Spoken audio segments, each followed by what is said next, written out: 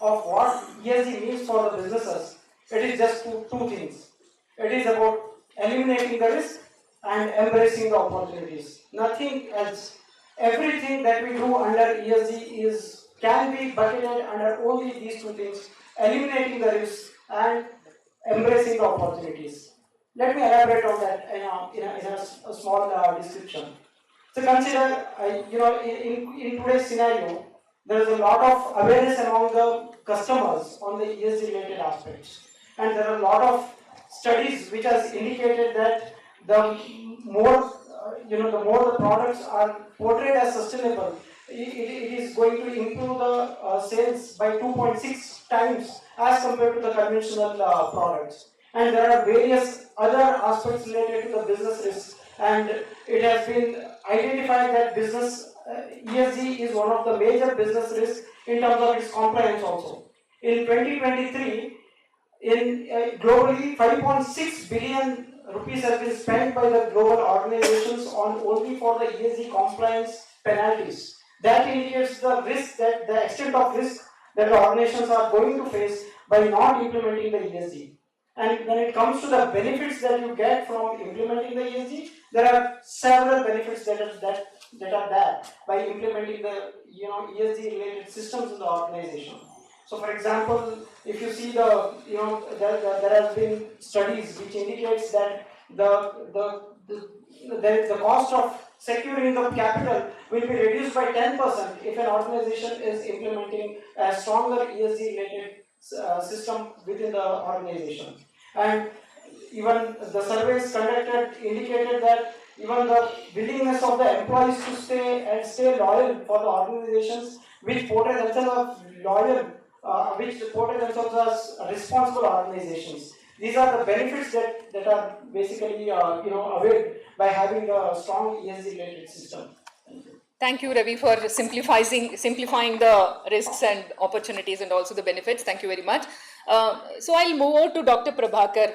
So Prabhakar, how can ESG accounting, we talked about risk and opportunity, what Mr. Hegde said. If we talk about accounting, we have been hearing a lot about data and platforms and all those things. Coming to MSMEs, how ESG accounting can give Indian MSMEs a competitive advantage in the global market? And also if you can elaborate on what steps they have to take for implementing an ESG accounting in their organization. Yeah. Thank you for the broad question. I would like to know how many of you are from MSME? Because my talk is about, talking about MSME. I just want to know how many of you are from MSME. Because we are helping. Okay, only 2 people I can see. There is one from there. See, our company experience working with the top OEMs globally. We have worked Europe, US, Japan, Korea, and I have worked with a lot of supply chains, Europe region, US, and Japan. When we talk about MSME, you heard about most of the OEMs even in the morning. They have set their net zero everything. Yeah. How they have decided? Because 70 to 85% of the emission comes from the supply chain. I mean, their supply chain. They are into medium or small or micro. Yeah. So we have experience working with OEM as well as working with MSMEs. We see a lot of challenges as well from the MSME side. Most of the tools are available, SaaS models. Every customers are sending their links to give all the input for all the MSMEs. Very true.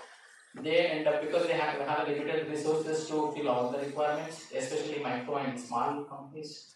Medium, yeah, somehow they are doing better. In terms of micro and small, they have a lot of challenges in terms of providing the data for different tools. Yeah. They have to access different tools because every OEMs are using their different tools. Very true. And sometimes they have to pay for some tools as well. And we are helping them, MSMEs, with a simple, no investment on the reporting part, using whatever they are using like Excel or Google Sheets. So we have developed them reporting all the structures, like whatever they require, scope 1 and scope 2 data. I see a lot of benefit for MSMEs that if they implement ESG reporting, everyone is getting benefited. We have a very good example of our MSMEs who are exporting to Europe region. Their products were not accepted because they have not produced ESG. Earlier it was compliance related. Nowadays, now It is ESG reopened US companies are asking ESG reporting. At least provide scope 1 and scope 2 data. Yeah. And most of the MSMEs are not having that.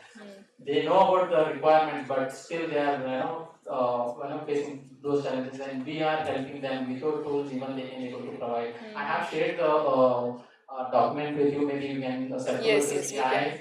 Maybe some micro and small companies can help get benefit from that. And advantages I see implementing ESG is a lot of benefits. Supplier selections, they get a highest preference when they are exporting to global, and even creating a brand differentiation with the competitors. They are better in terms of ESG reporting, and their company is focused towards on the sustainability area. And the very basic concept, I would like to highlight here. How many of you go for master health checkup? And where do you go? You want to know your health condition, right? How good your health condition and any risk you want to, you have health risk you want to prevent. And similar thing, ESG accounting is very important for MSMEs, especially micro and small. They think sustainability means investment. They always think that okay, it's a burden for our company. Whenever OEMs are asking sustainability report, you have to invest on solar, I have to invest on wind energy, I have to invest on a lot of things. At least start doing small steps. As the topic itself says, start with the small steps. Gather the data, find out all the primary data available in that, and try improvising that energy efficiency, reduce carbon footprint. So we have helped in the terms of like ISO 40001 for environmental management system, and also we tried helping MSMEs implementing ISO 50001 energy management system, and product carbon footprint, and also greenhouse gases protocols. So with this implementation is MSME can do much better, and they get global businesses access. So this way I think they can get big clients as well. So it's not that big steps have to be taken or big investments have to be taken. Whatever they are doing, aligning that to the requirements of the clients will help them. Thank you very much for that perspective. So if you see these two perspective, what we got, Mr. Sagi, I want to talk about the certification that is there, the ZED certification. How does it support the organizations, and do you think any challenges are there for the MSMEs in getting into this ZED certifications? Yeah, so let me give my context or my intention towards the same. On one side, as very rightly mentioned by my fellow participant, that they are supporting. There are two types of MSMEs in totality I see. Number one, those who are directly working with the large enterprises. And there are many chunks, those they are not fortunate enough yet to kickstart with. Yeah. So this scenario very well identified by the government of India.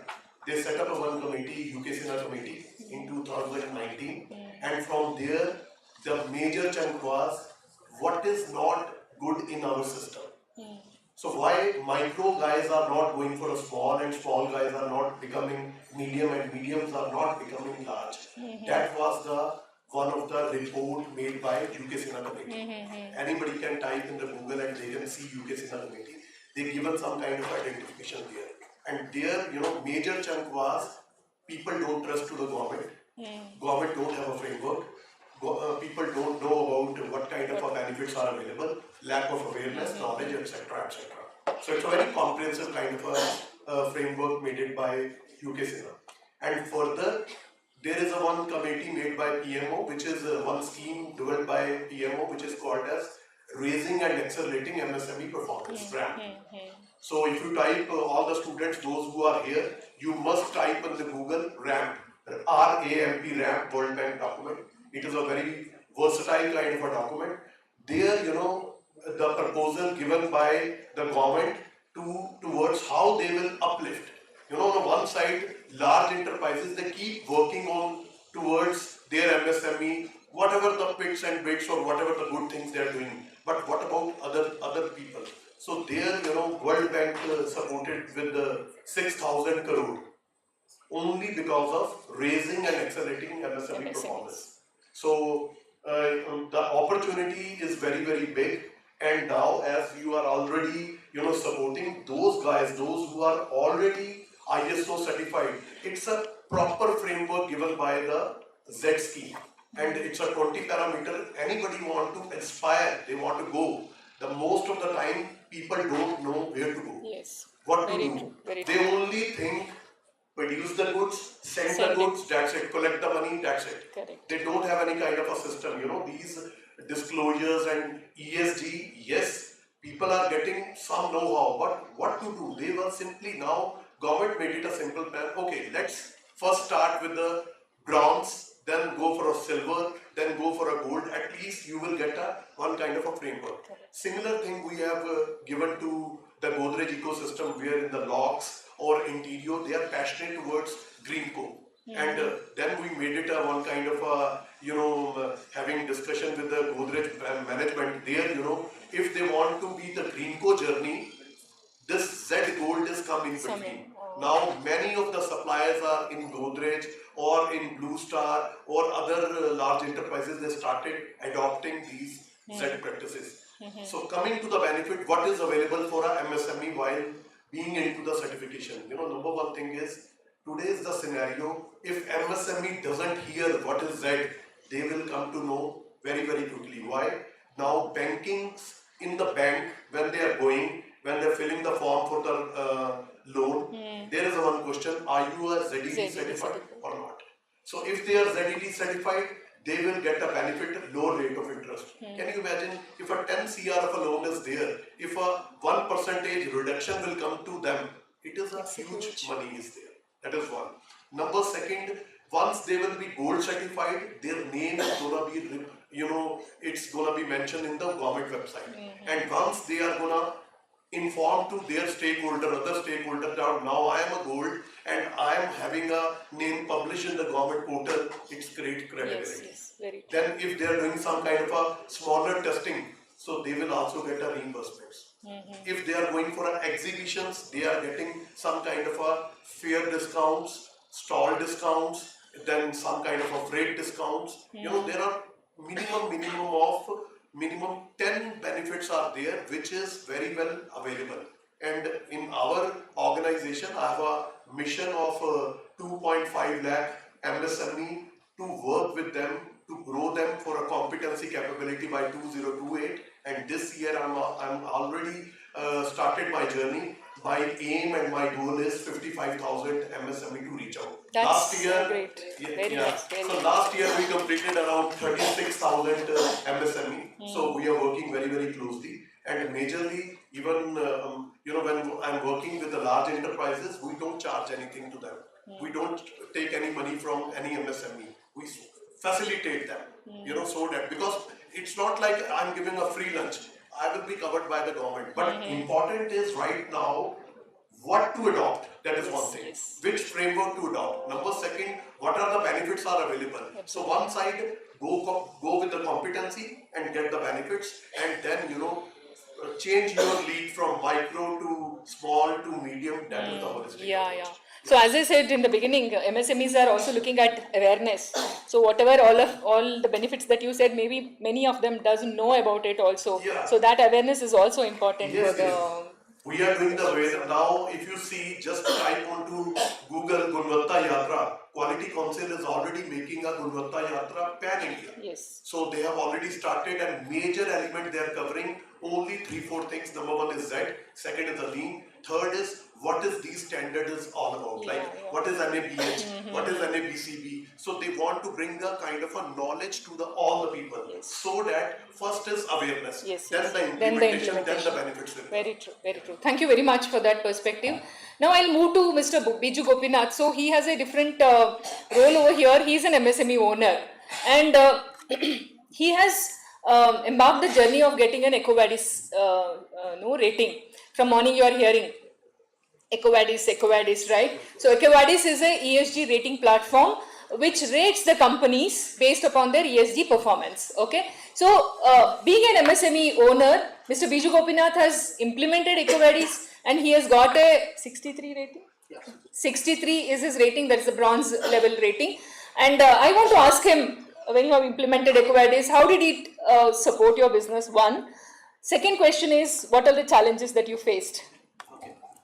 So to begin with, I would, as a business owner, and also representing the Beer Industry Association, which has about 11 to 12,000 industries. Majority of them are micro industries and small industries. To be honest, the word sustainability as a business owner and in general as small or micro industry, the sustainability understanding is totally different for us. Sustainability in terms for us, the understanding is how to sustain and do our business on a day-to-day basis. As simple as That's the truth. as simple as that. So now, what has happened for us? See, I am supplying products to pharma equipment manufacturers, and for me to be onboarded to their an OEM or MNC, they wanted me to go through this EcoVadis certification. So from morning I have been hearing so many words, relating to ESG and all those things. They were nothing to me. It was Latin and Greek, to be honest. When I started this journey. So the awareness, general awareness about this EcoVadis requirements or the ESG requirements or the HS requirements is very, very, very low in the small, micro and medium industries. And the biggest challenges that we face, first thing is lack of awareness, and second thing that I see after going through the EcoVadis process is a huge cultural difference. The whole mindset. I'm not talking about only small, medium, even the large industries. The mindset, the expectations are totally different. See, we engaged EHS consultants to help us to get to the certification, and during that process, what we realized is that it is not an easy thing. So most of the time, the business owners, what they do is approach a consultant and say, "Bhai, I'm ready to spend any amount of money, get me this certification." But that would never happen if you are going through an EcoVadis assessment. There's a huge challenge that's required, and it requires a lot of commitment from the top management. Without the support of the top management, I don't think so you will be able to achieve anything that we are seeking here. The first thing. And second thing is that yes, it's a moral responsibility as business owners, to safeguard the environment and also to safeguard the well-being of your employees and keep them satisfied and things like that. The whole point is when we are working with a client, for example, the customer who asked me to get an EcoVadis, they just told me you have to get an EcoVadis certification. But then they also said you need to score 55%. So from zero, I don't know what to do. I have to score 55%. And that's a huge challenge. But somehow, since I was also working earlier with one more client in 2001, we had a requirement, and that time it was just get an EcoVadis certification. So when I asked the customer, "Sir, what is EcoVadis? How do we go to the audit?" He says, "Mere ko malum nahi, you go to the website, you help yourself." That's the scenario. I was glad to know that at least Schneider is taking the initiative, to support the suppliers, the tier 1 suppliers or type 2 suppliers. They are giving them training, they are educating. To be honest, we were just pushed into the pool and asked us to swim.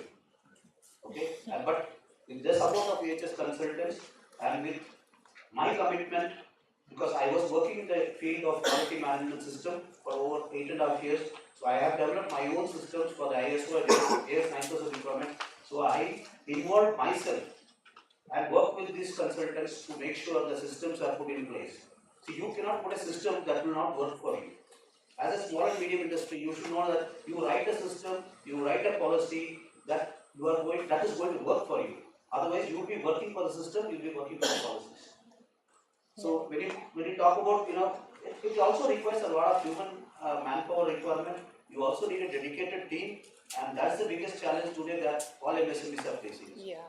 Because manpower is a big challenge for us.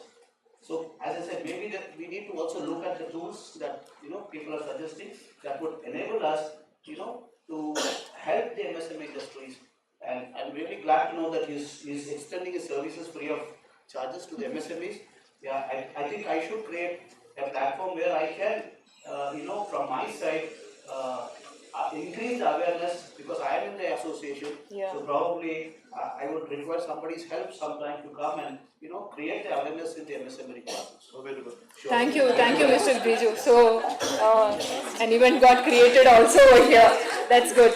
So coming to Sharik, so last but no, very important, but See, you have heard about the process that MSMEs have to go through for everything. So you are a technology enabler. So how does a tool enable an organization to streamline its ESG data?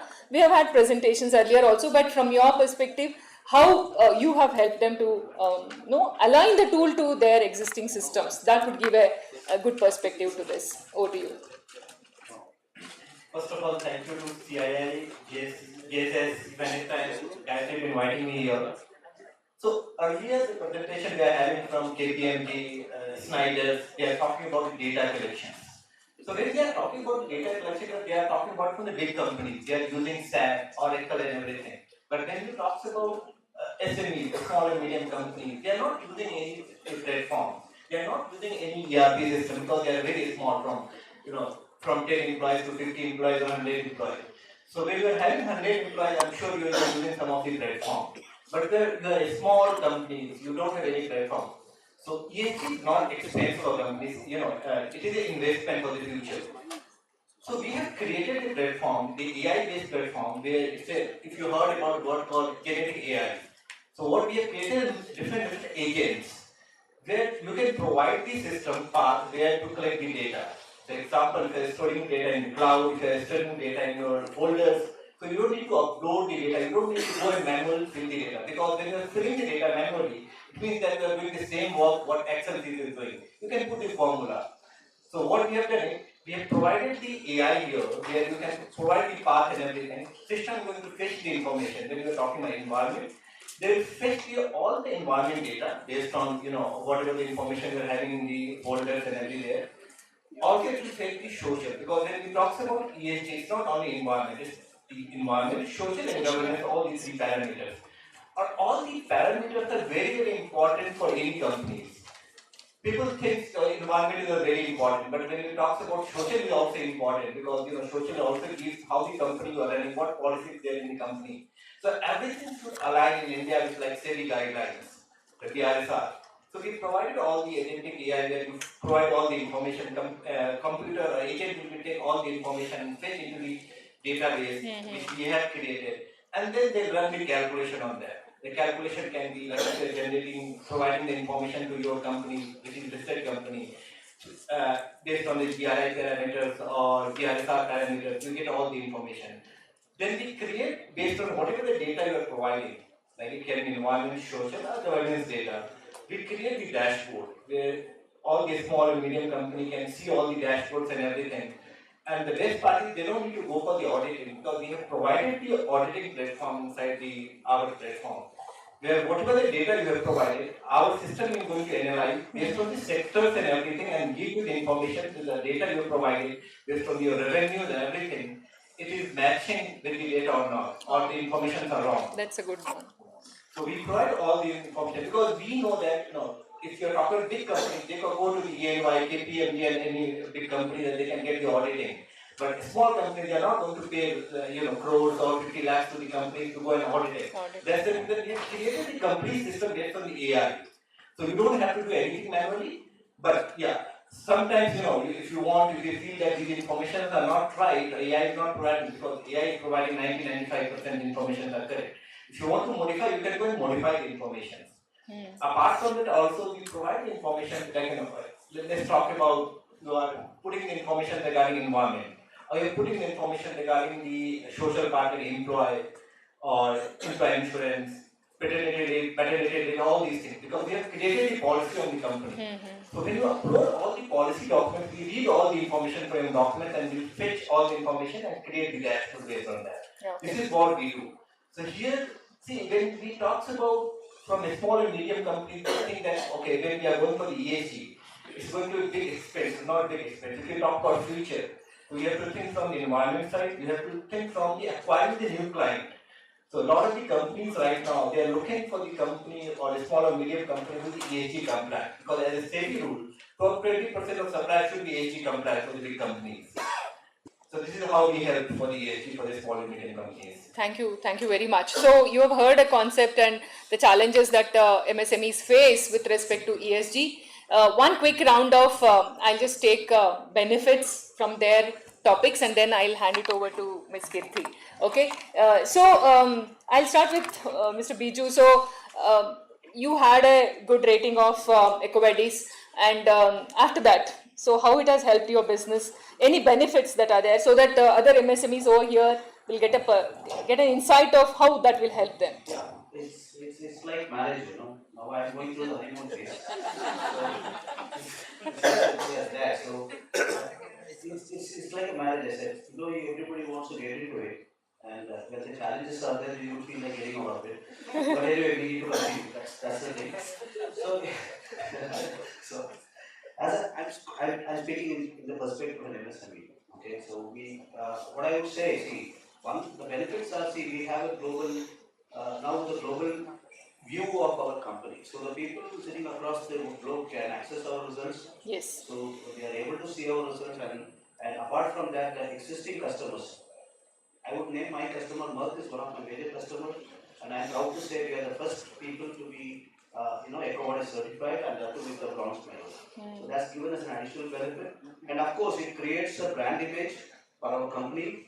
And apart from that, implementing all the requirements, it has given a very, very healthy, clean environment for my employees. So that has raised the employees' satisfaction levels. And also, it's a moral responsibility of every business owner, to have a commitment, towards the environment. That's and also the global environment as on the whole.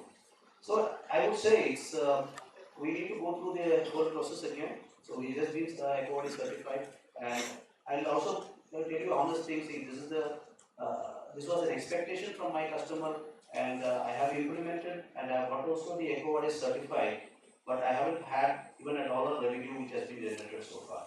So it is an investment that I have done, and apart from the audit, it also, if you want to go for a EcoVadis, subscription, it is an annual based fees. So there's a lot of investment that is required, and I think the fruits or the yield will be there only after a few years. Yes. And it's going to be it's a long process. Yes, that yes. We need to be very patient, and one thing is very clear that by following these requirements, we are safe with the regulators. So all the regulatory requirements are met, the customer specific requirements are met. So on the whole, I think it was a nice journey for us, and we hope we get some good results. All the best for that. So, Mr. Hegde, over to you. Of course, you told about the benefits when you started the first round. Any challenges, very crisp, maybe 3 challenges that you can highlight over here, which MSMEs may face? Okay. So, coming to the challenges, I think the predominant challenge that the MSMEs face is definitely with respect to the scarcity of resources.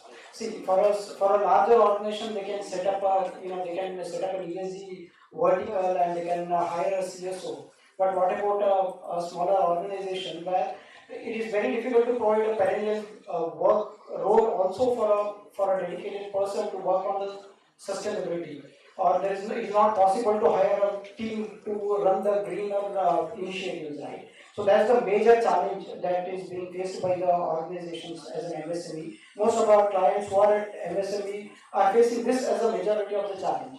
And here, I think what organizations can adopt to mitigate this challenge is that they can opt for to have a virtual CSOs. So instead of having a dedicated team or dedicated chief sustainability officers to run the entire mechanism to drive the ESG, they can opt for the virtual CSO kind of a service which they can avail from various experts who are there. Experts who are there. Yeah. And the second predominant challenge is that, as Mr. Biju was telling, so it is, even though the business leaders are very much dynamic and very much willing to implement the ESG as a system, but there is a scarcity of knowledge or know-how for the organization to implement the exact system. Very true. So it is very, they can, the business owners can engage consultants for specific requirements. Like for example, EcoVadis, you can hire a consultant, they can hire a consultant for ISO 14001. But to implement something on the ground in the level that it is very difficult to have that know-how for an organization. So and it becomes very difficult for them to have that kind of an Yeah. engagement. So that's the second challenge that I would say. And the third, I think, is that so most of the MSMEs, as he was rightly mentioning, have the shorter time frame at which they have to work. Yeah. When the business is at a firefighting mode on a daily basis, when you have to run the show, when you have to collect the funds and you have to run the operations, so sell the products, it is very difficult to concentrate on the ESG per se for any organization per se. Having said that, I mean that's one of the major challenges that I think MSMEs are going to face. Yeah.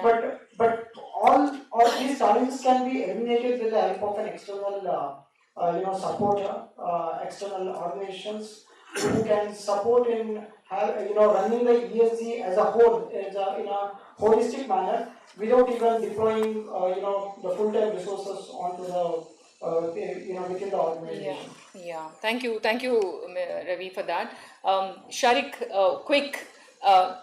You can tell two benefits that where you have worked with your client and what are the two benefits that they got. So we work, right now, if we talk about numbers, we work more than 500 small and medium companies from industry, from healthcare, manufacturing, and textile. So what we analyze that, when we talk about ESG, data collection is one of the challenges they face because the data is stored in different places. Data comes from when you talk about ESG, EHS department, the health, social come from HR department, and governance will come from the finance department and other departments. But collecting the data from different sources is one of the challenges for all the SMEs. This is what we are solving through our platform. One of the challenges we analyze it when we talk about ESG, everyone focus on the environment part, but the company has to focus on the social part as well. Because when we work with a small and medium company, one of the challenges we see that employees they join the company and they leave the company and they look for the company for the different organization. But what is the reason for leaving the company? So that is something the small and medium company has to analyze. It is not about salary. You are paying the salary, the bigger company is also paying the salary. What benefits you are providing apart from the salary? So this is what we covered also. When what happened in one of the clients, they have uploaded all the data which comes from environment, social and governance part. So the environment part we have I think saved the electricity and everything around 10%, but when we talk about social part, there is no such policy. They are getting the salaries and everything. So unemployed are coming and leaving. So in that, we have provided the suggestion how to draft the policy for the company, how to draft the HR policy for the because we have created the AI software where you upload the policy and all the different policy like HR or whatever the different policy you upload. Our system will review all the information, whatever you uploaded. They take the information from SEBI guidelines or other RBI rule and guidelines from and they will see you where you modified, what need to be changes and everything we provide.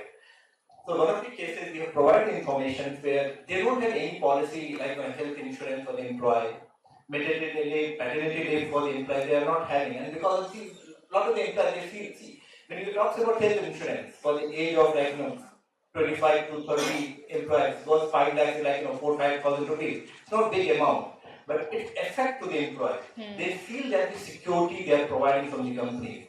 So these are we analyze it. These are the issues in the small and medium companies. Okay. Yeah. Thank you for that. So you brought the social aspect to it. Thank you so much for that. So Dr. Prabhakar, so the work that you are doing with MSMEs, you shared how it is done and challenges. Any case study where two major benefits that happen to your clients, which you can share with the participants over here. First thing I would like to tell that for India MSME, ESG accounting is the passport for a global market. If they don't have ESG implemented in their company, they don't have a global market access. That's a major benefit. Yeah. So ESG accounting and implementing ESG, it is mandatory for global market. If they have not done, then they are the local player. So we have helped many MSMEs who are exporting products for the compliance requirement, and now ESGs are required. Most of the OEMs are asking ESG, and we help them. Otherwise they would have lost the business. So retaining customer is they are getting benefited by implementing ESG accounting. That is one part of it. Not only just that getting customer retention as well. employee retention as well, because they are creating gender diversity and better labor practices in the company. And also they are differentiating themselves as a better company in terms of competition. So Yeah. getting more business access to the international customers. So these are some of the things we helped, and we also saved them in penalties. If they are not implemented, they would have paid some kind of penalties, and they would have gone for a bankrupt also. So a lot of things we have worked for MSME, and now MSME has to think global, because India is thinking as a manufacturing hub as in India, and export to different countries. So if they are not implemented ESG accounting, then they will be restricting themselves. So I see a lot of benefits for MSME if they implement all these things. Just start with the small steps. Yeah. For longer run, sir has done already implemented, so so definitely one fine day you will get fruit. But Thank we you. have started. Thank That is a you. good initiative. He's already on the global radar. Yeah. So these We are are some seeing of- one benefit over there actually. Yeah. Thank you, Dr. Prabhakar. The final question to sum it up, Mr. Sagi, that you told about the ZED and then about the benefits the government is giving and all. So when you're working with the companies for the ZED certification, any challenges that they face? Of course, some of them you have told, but any specific two challenges majorly which they have to address? Number one thing is the mindset. We keep on working with them like it is not a destination, it is a start of the journey. Yes. So that is the one thing is there. But yes, there are two types of the MSME. One is the good MSME, they really want to do, and few they really don't want. So I am focusing on those who are really. Right now I am very closely working with the larger enterprises. So when larger enterprises, they say to their MSME, they adopt very well. Yes. So that is the thing is, and we are continuously working with them. And on the other side, when larger enterprises, they work on their annual reporting, they can always make a reporting that they are already doing towards their MSME benefits. So yes, we need to reach out to the right people at the right time to give them a right offers, because right now out of 6,000 crore, I think government already published only 400 crores yet only distributed. Okay. So you can see that 400 to 6,000, it's a huge gap is there. So government is committed. People are People not have to there. go and approach. It needs some awareness. So that's what and looking forward. Thank you so much. If I could just add one point. Yeah, please. And the other challenge, what I see from major OEMs or major MNCs is that they work in different verticals. So now this EHS or ESG, whatever is there, they have made one vertical and they are trying to implement that. And when you see the procurement vertical, they are independent. So they are negotiating, so hard for the price, but this comes at a cost. ESG implementation comes at a cost, which these organizations should understand that yes, if you want to get this company ESG compliance or EcoVadis compliance, there is a cost going on into it. That needs to be understood by the top management of this CEO or the CEOs who are this, that cost has to be given to the small and medium enterprises. Yeah. Husband and wife relation. Yeah. So that was an interesting perspectives that we got with respect to the MSMEs working and the adoption of ESG in MSMEs. So as you saw, adopting ESG has a lot of challenges for MSMEs. That's definitely there. But there are also ways where some of the MSMEs have adopted it and they are also looking forward for the benefits that are there. And the challenges that are there, if the OEMs, the clients try to work with the MSMEs, it will give the MSMEs also a breather and awareness to start adopting it, and that will help their bottom line also. With that, I conclude this panel discussion. Thank you very much. Not the panel discussion, my part of it. So,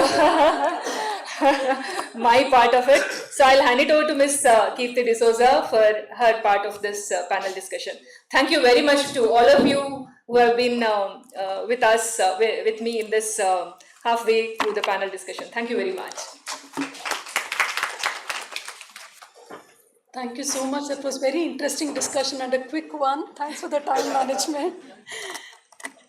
Now we're going to discuss a little about, we've been talking about scope 3 emissions, we've been talking about net zero targets since morning. right? So how do we make this journey beyond net zero? How do we bring the value chain with whom we have to tag and walk along? We've been talking about the left and right or upstream or downstream. How do we make the journey more meaningful? So that is some part of our discussion that we're going to do with the panel of experts over here.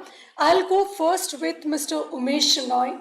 With his experience at JK Tires implementing a system like Greenco, how was it instrumental? Give us your experience as an implementer, as an assessor too. Now we are fortunate to have his good part of experience here and there.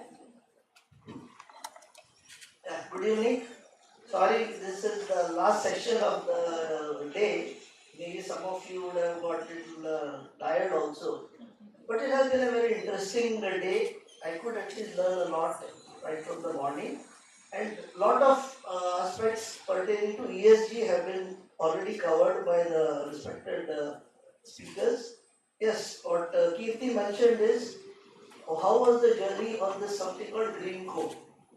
For the benefit of people who may not be fully aware, it is a standard developed over 10 years back by CII or Green Code Division to assess the environmental performance of the companies. It is like if we are assessing a company and giving a rating right from certified, bronze, silver, gold or platinum or even platinum plus. So unlike the other certification which you would have seen, the system has been slightly different here. You get assessed as you are doing your business on a scale and you get a rating. It need not be you get platinum on day one.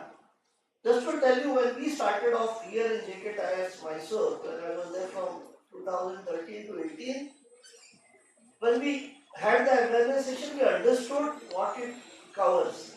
It helps you to improve your operational performance, to generate wealth in your plant. And once we were clear about it, we started the journey. Because we knew it would give tangible and intangible benefits. What are those? Like, first point, let's say energy conservation, okay, or energy management. How well you run your equipment, how efficient those are they of high efficiency, IU 2, 3, 4, 5 category? How do you save every unit of power? What is your power factor? Do you get energy audits done regularly? Do you run your motors at 80, 75, 80% or your under rated equipments are there? And how do you operate your power factor or maximum demand? And that is money. It means rupees per unit and kWh per ton of your production, how you are able to do. Now same thing applies to water. The same way we do. Today when I go as a panel member, I also do the same because for 6 years I was on the other side of the fence and now 4 years I am doing the assessment of companies all across the country. Second is water. What steps do you take to save every drop of water? How many hours you are using, recycling, reuse, reduce, all those we are looking at. And rainwater harvesting, reduction of use of what you call fresh water. Third one is waste management, which is very critical, especially if it is pertaining to hazardous waste, is very difficult. How you are able to manage it, what is the disposition system, and do you have waste to landfill. Now once these three things are there, then the methodology starts. You compute your GHG emissions. In GHG emission, then you have green supply chain and product stewardship and life cycle assessment and innovation. Now, on these 8 or 9 chapters, when we go to assess anybody, we see that the organizations have understood and implemented and got the benefit. Now, when I go for assessment, I look at whether this investment in Greenco has resulted in tangible and intangible benefit. Everyone says yes. It is not a certificate required to be in business. No. You make good money, and if you really are committed to operational excellence, Greenco is one system where we assess and assess you with your whatever rating, and you have to go move upward, and that helps you cover the environmental part of it. Under the ESG, environment, social and governance, the E part of it gets fully addressed, And having visited n number of companies, even up to platinum rated companies, all those good things that you heard since morning, we are able to witness in India, even from very small companies, how much they have understood and got the benefit.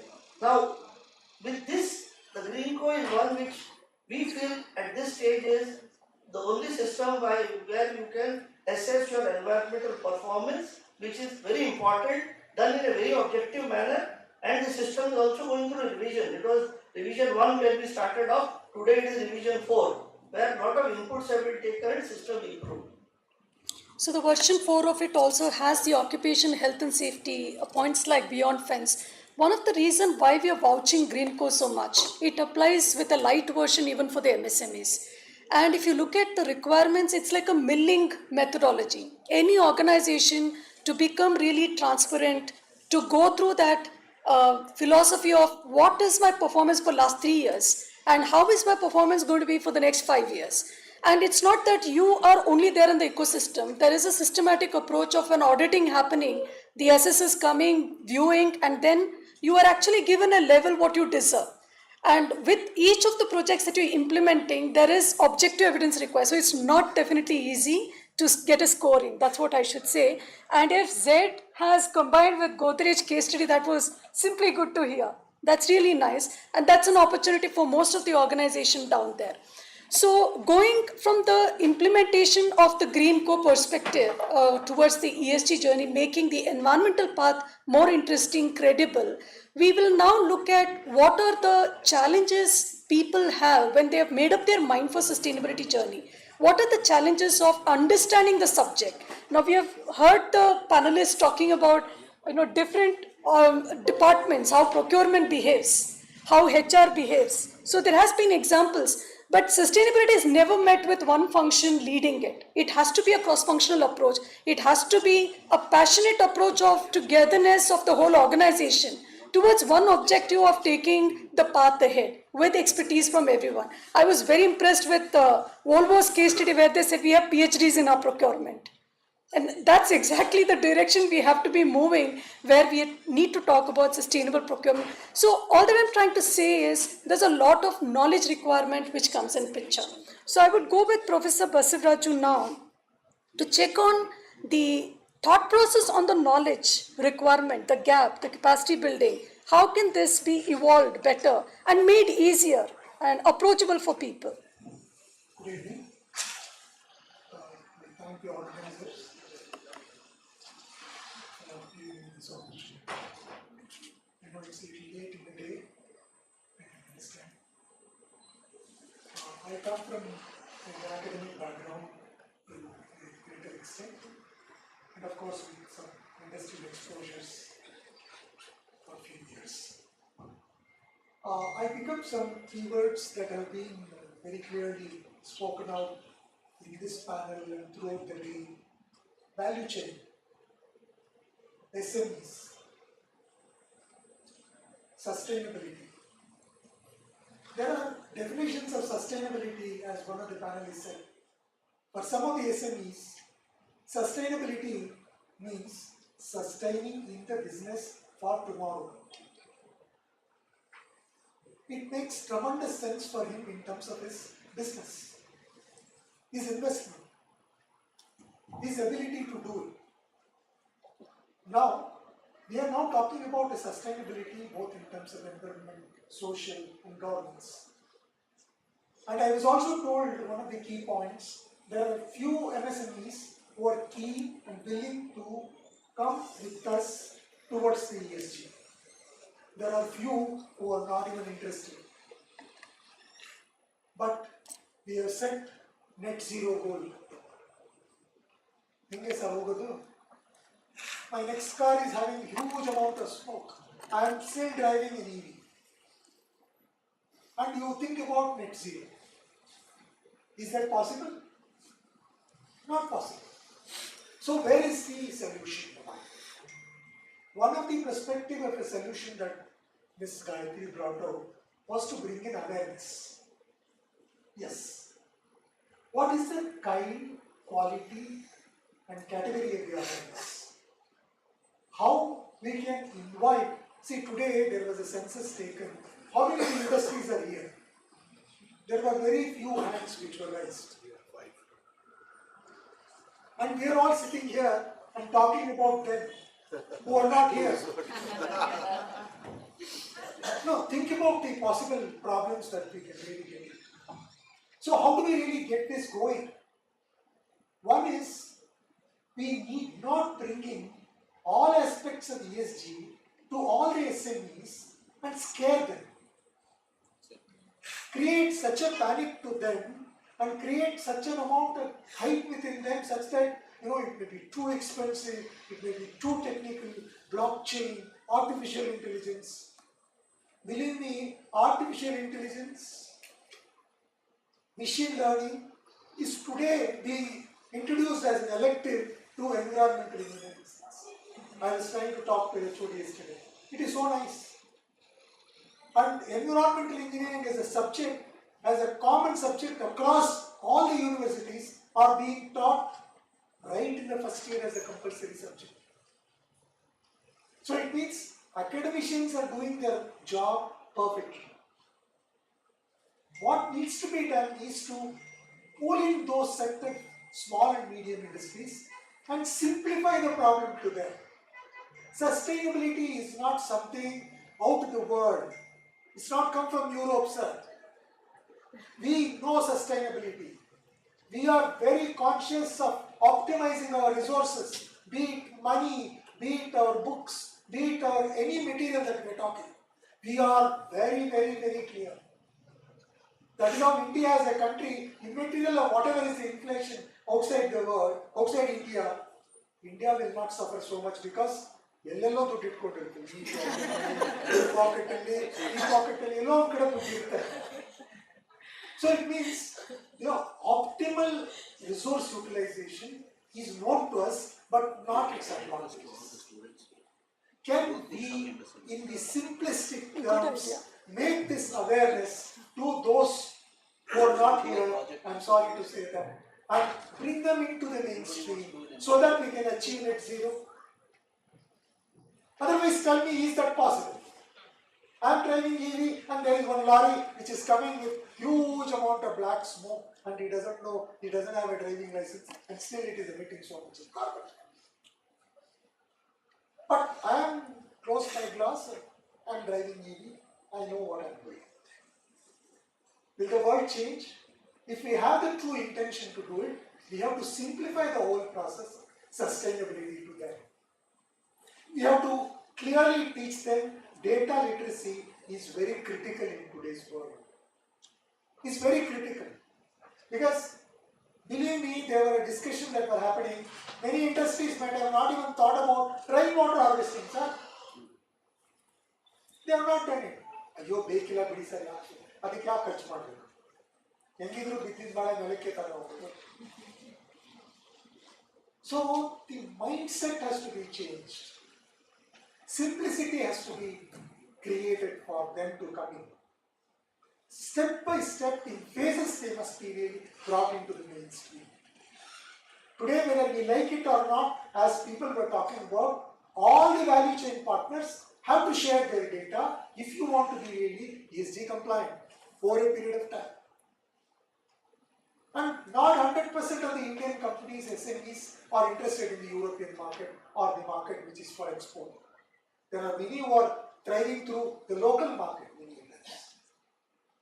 But our need, the CII need, is to bring all of them into the mainstream. What is the mainstream? A sustainable approach of ensuring that their growth path will improve their business and ensure that they are able to save money through this. Only then they will come. That amount of an awareness for building the necessary competence in them in phases is going to be very useful, is my viewpoint. The second critical point is competency building. Just now somebody said, there is somebody who is an expert at EHS or somebody who is very good, who is an environmental engineer. Excellent. He is telling something. But the other department will say, India could get data and I will not share. Means you need to percolate this sustainable approach, the ESG initiatives, to all the departments inside this unit. At least to select few leaders must be aware, yes, this is a wholesome process, this is a holistic process. We need to really put in our effort, make sure that happens. Until the transparency comes in, until that peer learning and unlearning. Learning happens only after unlearning. This is our academicians approach. ನೀನು ಹಳೇದು ಮರಿದೇ ಇದ್ರೆ ಹೊಸ ಕಲ್ತ್ಕೊಳ್ಳೋದು ಇಲ್ಲಾಂದ್ರೆ ನಮ್ಗೆ C ಗೊತ್ತು ಹೇಳ್ತಾನೆ ಇರ್ತೀನಿ ನಾನು ಬದುಕಿರೋರು ಇಲ್ಲ C++ ಗೊತ್ತೇನೆ ಸಿ ಗೊತ್ತಲ್ಲ ಸರ್ ಅದರಲ್ಲೇ ಪ್ರೋಗ್ರಾಮಿಂಗ್ ಮಾಡ್ಕೊಳ್ತೀನಿ ಒಂದು 2 minutes ಟೈಮ್ ಕೊಡಿ ಅದರಲ್ಲೇ ಟಗಡ This is one approach. The other thing is sustainability is not only for environmental engineering. Procurement needs it, HR needs it, finance needs it, marketing needs it. Every individual house needs it. Every business house needs it. Chartered accountants needs it. Lawyer needs it because more cases will come. They have to fight, no? So lawyers needs it. Everybody needs sustainability. ESG has to be a mantra across the globe. Then only we can save this planet. ಸುಮ್ಮನೆ save this planet ಅಂತ ಹೇಳ್ಬಿಟ್ಟು ಅಲ್ಲೆಲ್ಲೋ ಇನ್ನೇನೋ byte coffee ಕೊಡೋದು ಹೊರಟೋದ್ರೆ ಉಪಯೋಗ ಆಗಲ್ಲ. It's not possible. I fully agree with Gayatri madam. Awareness is the way forward. Awareness is the way forward. If you talk to them scope 1, scope 2, scope 3, you are already the company which has got EcoVadis, they are telling, they ask 10 people what is EcoVadis, go and see on the net. Approve ಆಗಿ confirm ಆಗಿ EcoVadis ಆಗಿರೋ ಕಂಪನಿಯವರು they are so patiently telling, I asked some 10 people what is EcoVadis because my procurement guy is insisting you get it, but nobody helped me. So some consultant has to come and he will dictate terms 1, 2, 3, 4. Not in the mind.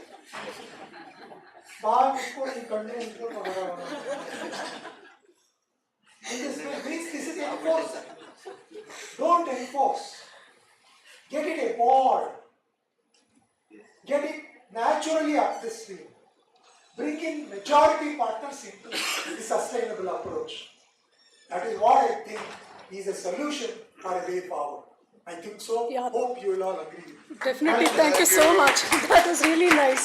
So it just gives me a glimpse of 2017 experience that we had. Paris team had come from Saint-Gobain office and we had discussion and they had terrible problem with their supply chain because EcoVadis or SEDEX has been the norm of the day for them in 2017.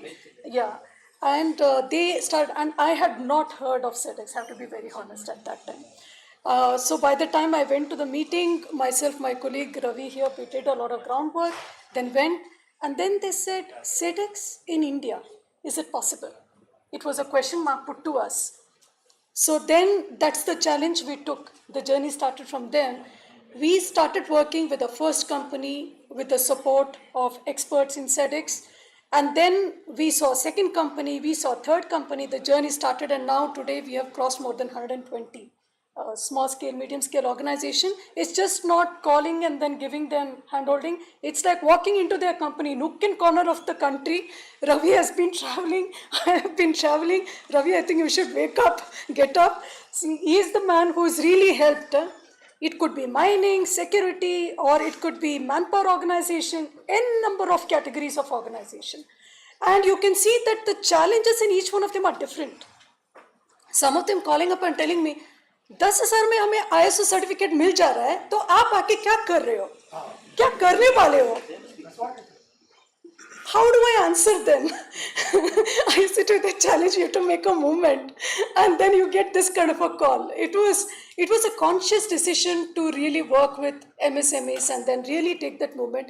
And I very clearly said, Saint-Gobain, we are not going for a question and answer approach. We will not do that. We will do a system approach to them. We did a lot of research and picked up ISO 26000 as the standard, which is a non-certifiable. We purposely did that because MSMEs are not able to afford certification. If you want to score in EcoVadis, We almost did a PhD. You need certifications, n number of them. You have 4 or 5 certifications, you will get some score, decent score. Otherwise, it's so difficult to get score. So what we really try to do is pick up 26,000, build a basic system for each sector, tailor make it to individual client, talk about their performance. So you have the policies, you have the risk assessment, you have the KPIs identified for the sector, train them rigorously. We take 3.5 months stretch, and then transform them and then make them achieve. We also saw that AI coming in, a lot of challenges over there. So SEDEX was like a movement then on. We found SEDEX, there is a real experience of auditors walking in, and the people are able to show their commitment. They're able to share ideas, and the auditor is able to see the sense of how much effort these people have put. Like you are explaining, EcoVadis, the scores, even this journey has been same with Chevron. After so much of hard work, you upload the documents, there's no human interaction. And somebody is scoring you, rejecting 10 documents, maybe 40 documents are accepted, and so it's even today we are sitting and appealing for many reasons. So that's a big cycle, there's no human interaction. So we said SEDEX is much more better, experience for people and the journey. So we had, I think, 95% success with SEDEX. So the challenge of 2017 which we took us a long way till date is what I'm saying. That's the journey we really walked and made it happen. So it has been a beautiful journey. So I would now like to come with Nirja to hear from you about how the organizations are getting benefited. You've been working on 4.0. We did see the case study of Snyder, but give us your perspective and experience. Thank you. I'm sure I'll be visible to half the other side of the audience there. Well, I'm glad the session went well today. We had a great panel all this way. We've heard a lot about ESG, net zero, and everything, but I'm glad this question that ma'am asked me right now, nobody got to answer it since morning. And I'm probably the only person who answers that question about incentivizing for the journey towards ESG and net zero. You'll be surprised to know that there are actually government schemes for enabling Industry 4.0 and towards sustainability. In fact, Ecomorphosis was recognized at Global Investors Meet 2025 by the Department of Industries and Commerce, where they're giving a 4 lakh incentive for implementing Ecomorphosis sustainability platform at any SME. And that means that the 60% incentive is given directly from the government, and another 40% will be covered in the next 6 months for any SME. So there are a lot of incentives. There are schemes from SIBI, there are schemes from GIFT and SPICE. So GIFT is it's a long definition. So there are about 950 crores that is allocated until financial year 2027, where all the SMEs, even MSMEs, can avail the services. But the best part is every organization that has to go for any incentives has to make sure they implement them in before. I'm sure the whole day people have understood what are the nooks and corners of ESG implementation, what is environment. Very simply put, I think the two panelists just before me gave very light, heartwarming conversation about environment and awareness. ESG is just a fancier word of environment. Now, we all call ourselves as environment engineers. It's only now that we want to call ourselves sustainability consultants, ESG consultants, net zero climate tech founders, all the fancy stuff. But hardcore, all of us are environment engineers. I think that is that's period, right? So there are two sets of people here. One are the SMEs and one are the solution providers. I think most of the people on this side are the solution providers, and there are a lot of grants that comes to people on this side of the panel as well. There are a lot of investors who are now interested to talk to SMEs for solution providers because they want to invest in industry like startups like us. And also I'm sitting on this panel because we are recognized by CII and it's a Government of Karnataka Department of ITBT's initiative where there is a Karnataka Climate Accelerator Program. And so CII is in fact allowing us to talk to a lot of industries and implement initiatives. And there are certain incentives again coming up. So I think if SMEs are really looking out for how do we get incentivized, how do we reach out to the right people, I think the right people are on the panel. And all you have to do is probably take a strong decision in the organization and make sure that everybody is geared up for this new change within the organization. Thank you so much. I think with that we'll go with the last round of questions, which will make it very quick so we can wrap it up faster. So having understood the challenges with all the discussion that we have had, I'm sorry we're going to take I think another 2-3 minutes and then wind up. So, Shanai sir, can I understand with respect to the cluster approach, if at all we have to think, if you have to break the whole cycle and make things happen in a faster mode by taking a moment of bringing people together at a platform and make it possible for them with motivation. There are many people here who are ready to give the pathways for the money that has to come in, right? So, how shall we go ahead? How can we think about it? Yeah, on this cluster approach, CII Greenco has already initiated one action plan, which typically, if it is in nearby, it is in Tamil Nadu, in Tirupur, for the textile sector.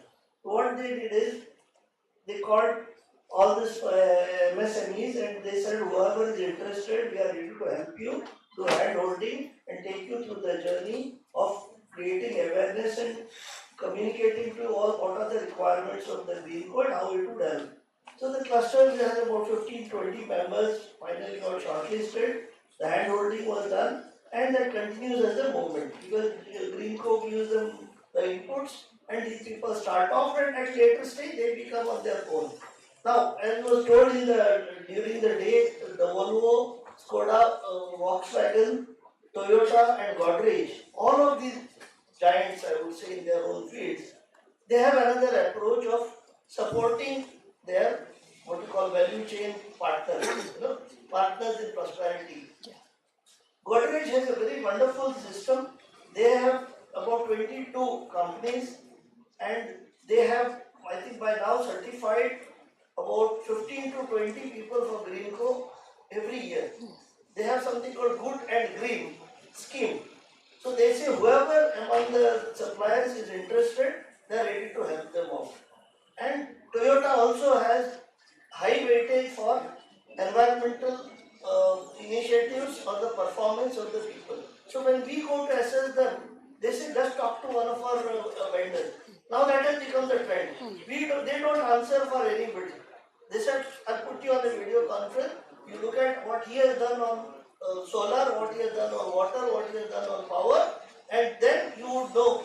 And believe me, the best thing what I saw in an audit is, again, an auto giant's dealer or a what you call franchisee, his daily consumption of water, power, solar performance, and his waste generation is tracked by this marketing manager. Okay. I have never seen a definition given that if you are selling vehicles. See, he becomes the mouthpiece. Believe me, he said I am the marketing manager of, let's say, Innova vehicle. But he was able to tell me of all his 100 dealers, what is their performance in the last 24 hours. And that is the result of the commitment that they show of institutionalizing this ESG, and they want all their partners, all their business associates to be certified to this so that the movement doesn't start with only, let's say, Toyota or Honda. It goes upwards with all 20 or 30 major suppliers going with them in this journey. This is something which everyone is helping at. And in this panel also I heard 2-3 people saying that we also support these people. It is good. I'm sure most of us can join in the cluster approach and make things a little different and happy. Cluster approach is essential for small, this MSMEs who really struggle. As somebody said to me, sustainability is running my business for tomorrow. So on those conditions, I mean, I remember when we were having here in Mysore Industrial Area, Industrial Association, anything you propose, then sir, how much will it cost me? Because he is really bothered about meeting his needs every day. So those people need hand holding at this point of time, and believe me, they'll go on the journey and they'll reap all the benefits. Thank you. So, Professor Basivraj, if you can put a little light about the cluster approach and how it can benefit from the perspective of competency, capacity building, spreading the awareness. One happy thing that I want to share is that our new chairman, Ms. Nagraj, was very keen that we would try for the cluster approach among the CI member industries within the Mysore region, which is truly a good thing. Then why cluster? Because it's a common pool, common set of problems and common solution domains can reach out to them, and so it's easier. First. Second, it's easy for their peers to really interact and resolve the problems many times on their own, because today the communication through WhatsApp or through so many of those virtual modes of communication, it's easier to do. How can we do the clustering? There are so many ways of doing it. One is on a geography basis, one can do a clustering. All that in the herbal industry area into one cluster, Nanjangud into another cluster, possible. Or sector-wise, sectorial cluster, or textile, food, pharmaceuticals, they can all fall into one cluster. Or based on the metrics that they are all setting to, that I want to only do rainwater harvesting, they are in one cluster. Fine. They are entry level, beginners, one cluster. Mediocres, they are in another cluster. Leaders, they are in another cluster. So that their treatments are different. We don't have to have an expensive proposition like this. It can be a small group, we can meet in one of the industries and help them.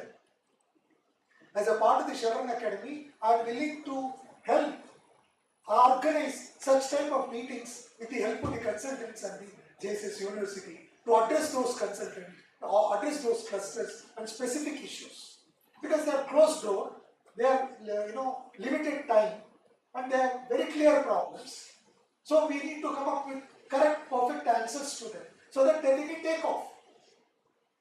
It's a meaningful way of educating people, and the growth is possible.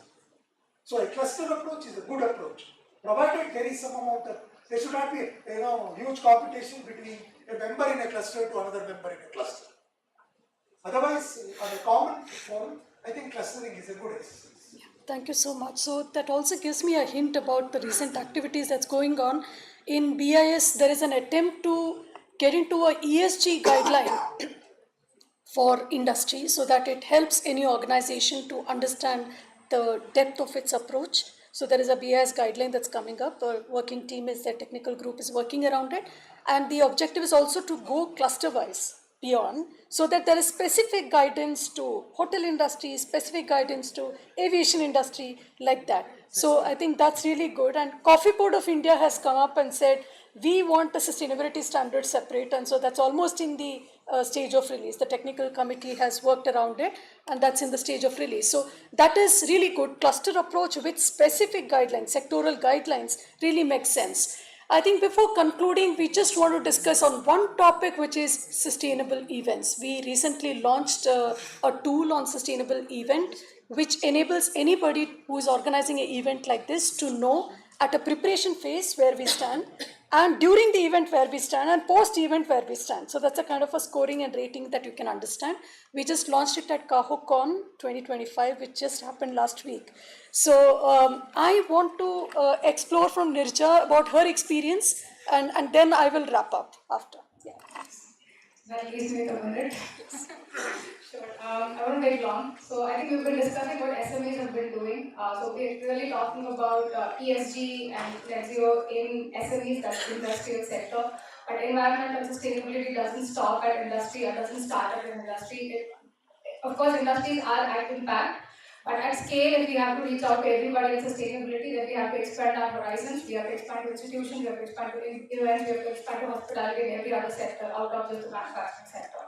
And luckily, we have been able to do this experimentation, we have been able to create systems that have worked for us in the industries, and we have diversified into institutions and events.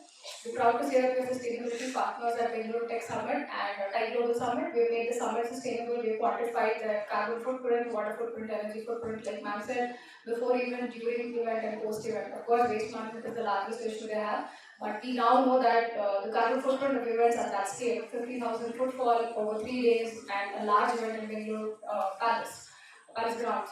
So I think sustainability is across all areas. I think even within an organization, even every industry, whenever any event is being taken or any decision is being taken within the organization, within your areas of boundary, areas of governance, please look at sustainability not just into your operations and manufacturing, but please spread the thought across all horizons. Thank you. I remember 2022 when Cleanfix Chevron was launched in Nanjangud area. So what happened was the launch of the factory itself was made as a sustainable event. we happened to collect the data with respect to all people who traveled from Swiss and everybody else, all the guests who had traveled across their clients, etc. We did the carbon footprinting, we checked on the water footprint, we checked on the waste that was generated, and we also published a journal which is accessible and available for all. So it is definitely a possibility, whether the event is small or big, we can always think, and I'm damn sure as panelists, we come across a lot of events which we can influence. And also every organization, institution has n number of events happening around the year. And so that's a great opportunity. And we are a country who always celebrates events at home, in industry, in institution, and very comfortably. So we come to the end of this session, and I've also been given a responsibility to wrap it up and then give a note of thanks, right? So I take this opportunity to immensely extend my gratitude and thanks to the organizers of the program, CII, JSS, and the Clean Fix Chevron for coming together and making this event happen. I'm damn sure that every one of us enjoyed the program since morning till now, though some footfall is less in the evening, I can understand. It's 6 o'clock in the evening, but still all of you are there. And it has been a very interesting day, packed with experiences of the giants like Infosys, it could be Volvo, and also of the experts on the panel. It also has been a contribution of the MSMEs, which has been mixed well throughout the day, and the experience has been shared. And most of you students, I'm sure, have got benefited. I also tried to recall Dr. Halapagoda, our HOD. It's a fortunate moment, I should say, that we were the second batch of environmental engineering, and he was one of the doctors, professors in the country who put up modeling language in simple ways that all of us could aspire. What is the Gaussian model for air pollution? And so it was like bringing the blueprint to the country. So he was one of the famous doctors available abroad as well as in India to talk about modeling. So we as environmental engineers have seen the way that he worked, his vision, and we are very fortunate to be nurtured by the faculty who was groomed by him. And respectfully, I thank our Dean, our HOD, for grooming us further and connecting us together. And most of us are from the college here. So it's a great opportunity. Sorry? You have to ask the question to the students what I asked you. How many of them are willing to work in the MSc? Ah, right, okay. No, we are already doing it. Every year I call the HOD. So 2-3 people I pick every year. Yeah, definitely. So there is an open invite that the students can work with MSMEs, hand-holding them on this topic of sustainability. Anybody is interested, please approach your HOD and then we can connect and work it out further, right? So that's an invite which is open. And I also take this opportunity to thank all the panel of experts for the energy, expertise that you have brought to the table, and for all that effort that you've taken to travel from wherever. I've traveled from Delhi. I don't know, each of you must have traveled from Delhi. So, but irrespective of the space and time, you'll have dedicated for the cause to make this happen. So thank you very much. And once again, thanks to all the participants for being with us and connecting till 6 o'clock. And I hope I've not left anyone. Thanks everyone to the CII team for making this program happen, and also the team of JSS and Clean Fix once again. Yeah. Sure.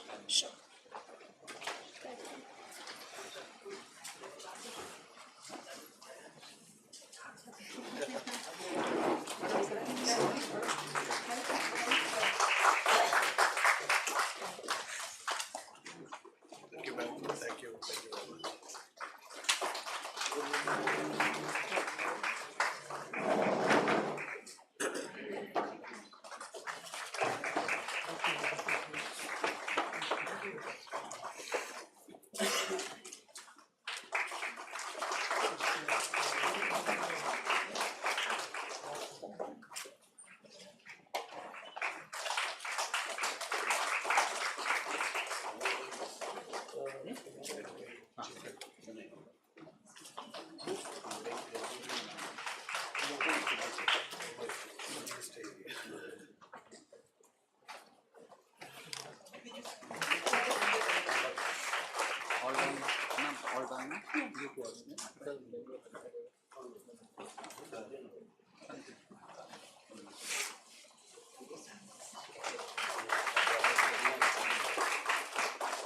ಹಂಗೆ ಸ್ವಲ್ಪ ಹೋಗಿ.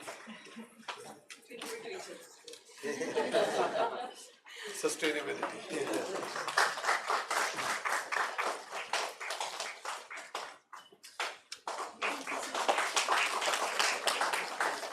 I think all of us can have a picture together. Yes, yes. Solomon.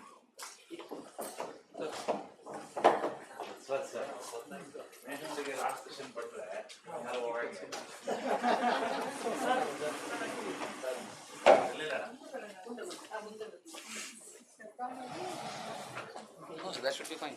Please. You can stay on the arc. Are you sorry, sir?